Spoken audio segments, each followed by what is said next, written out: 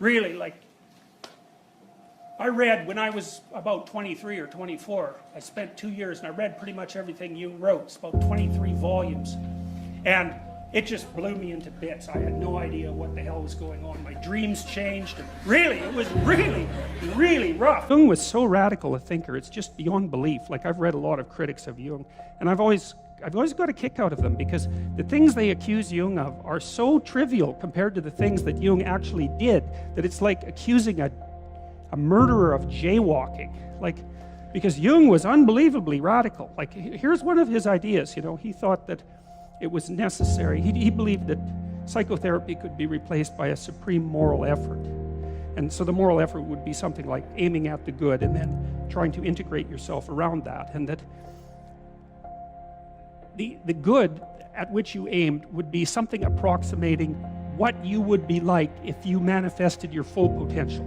And that you'd have a glimmering of what that full potential was. So that would be the potential future you. And he thought of people as four-dimensional entities, essentially, that were stretched across time.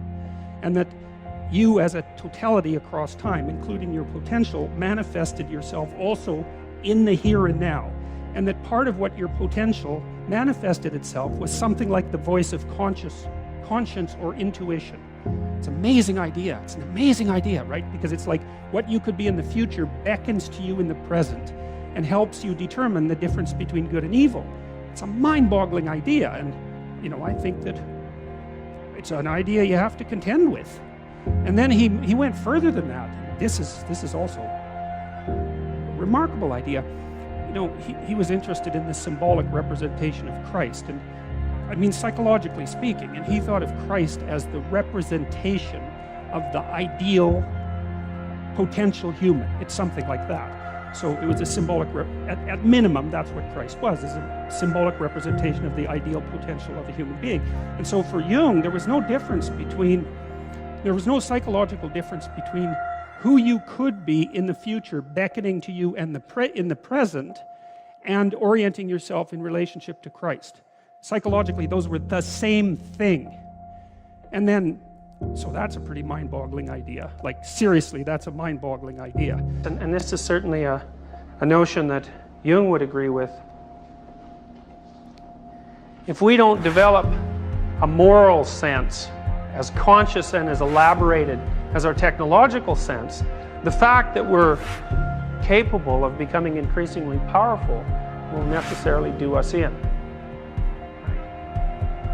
The bigger your weapons, the smarter you better be to control them.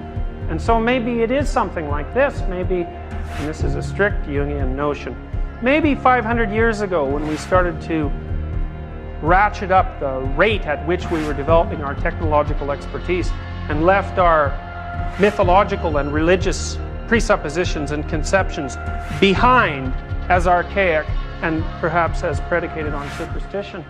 Maybe we need to spend as much time updating them and bringing them into the domain of clear consciousness and control as we have spent on developing our technological sense.